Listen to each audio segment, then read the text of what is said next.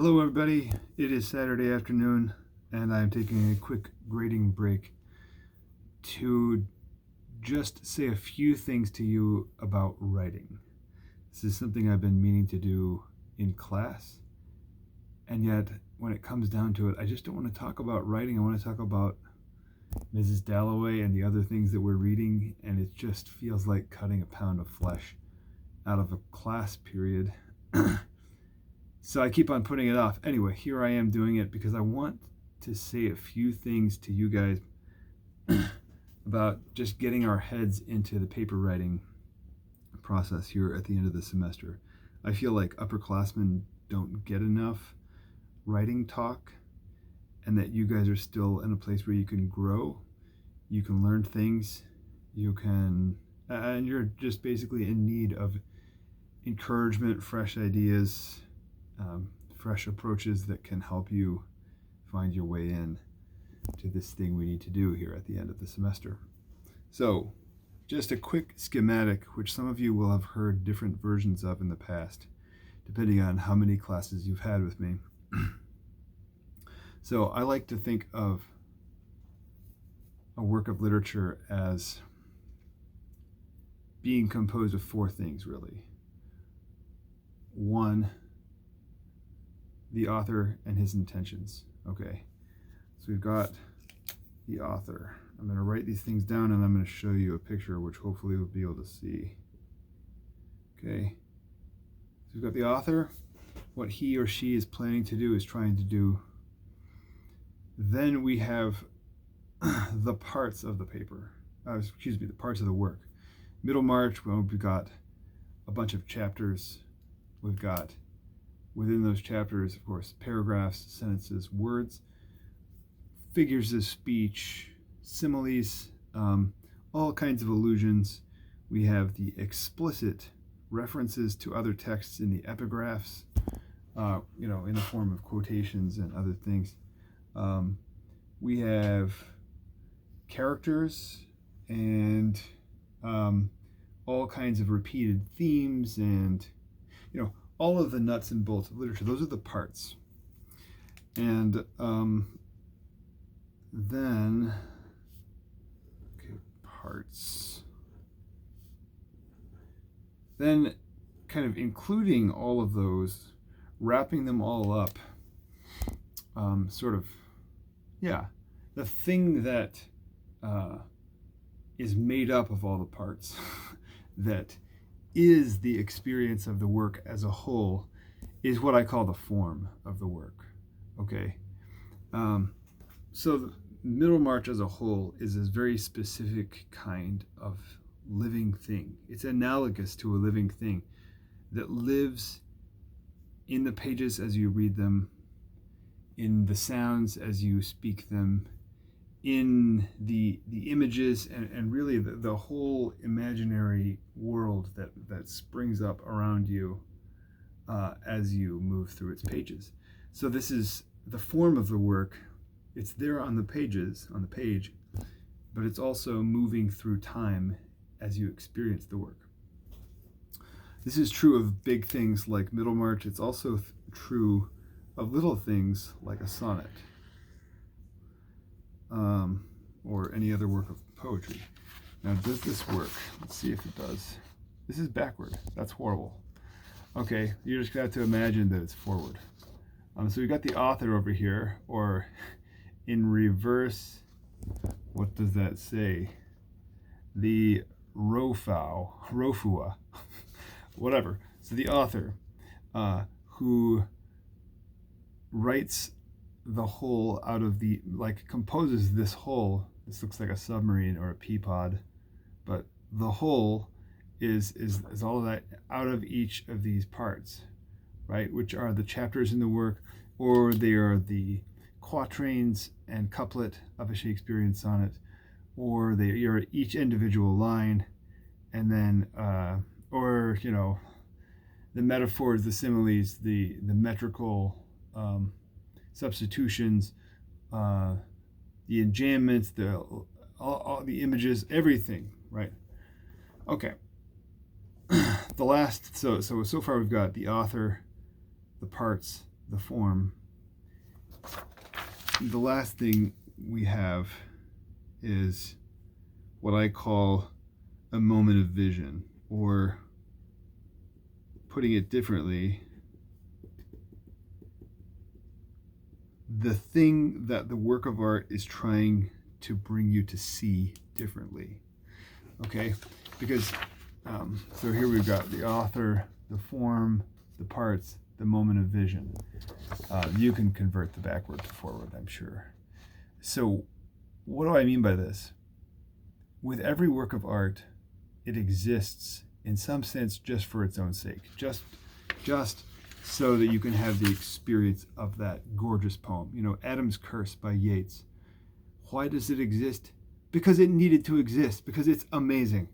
And if somebody hadn't said that, if Yeats hadn't said it, you know, it would never exist. Okay, so in some sense, you know, it is its own end. But anytime humans use words, they also have meanings.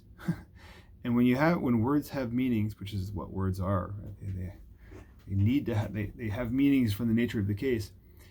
They're written in order to mean things to other people, which means, no pun intended, they're meant to speak into our lives, to say things to us, which means to enable us to see things differently. They want to clarify something or to bring us to see it with different eyes.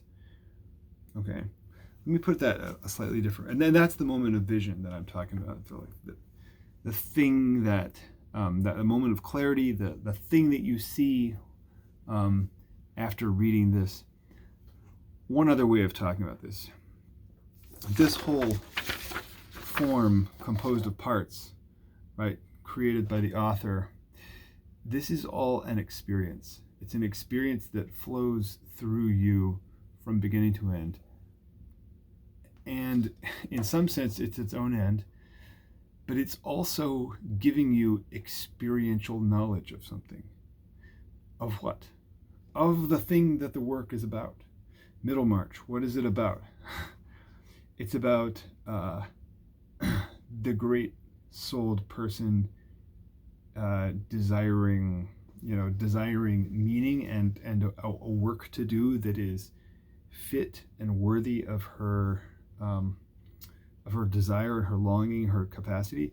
It's about that. It's also about young people seeking marriage. It's about all the ways we can understand and misunderstand ourselves and other people. It's about the discovery of the equivalent center of self. Okay, and so on.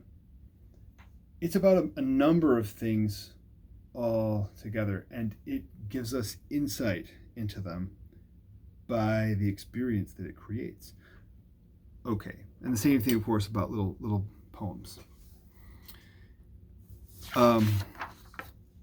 When you're making an argument, if you can draw together those four things, you can do a good job. You can make a good argument that you and I and other people will be interested in. You do this by weaving together the author, the parts, the form, and the kind of visionary goal or the experiential insight of the work. You can say basically that so-and-so, George Eliot, William Butler Yeats, Virginia Woolf, whoever, the author intentionally crafts this whole, this experience, this drama for the reader out of these parts, the parts that you are going to emphasize, that you're going to focus on, that you think are most important, most powerful, most illuminating, the things that you're going to draw out to show how it comes to life in the way that it does. So you're going to say the author forms this whole out of these parts in order to bring the reader here, right? In order to enable us to see X, in order to clarify Y, in order to give us experiential knowledge or clarity on such and such. So that's just my basic model for thinking about a work of literature and one suggestion of how to write about it. So what can or should you do? Choose a work that you have loved, that has struck you with a profound, has created a profound experience for you, because all art is trying to create an experience that changes you. Okay, so pick the one that is the most living, vibrant experience, and that has brought you somewhere, that has given you fresh eyes for something. Then go back, and if it's a short thing, you can try to write about the whole of it, right?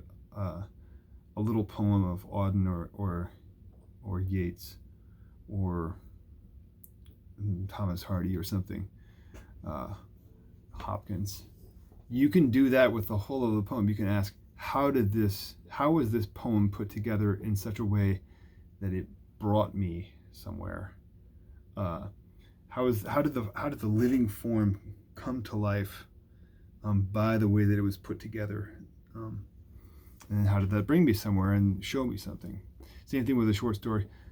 The bigger the work, right, when you're moving into a novel, the more likely you are to have to, of course, choose a part.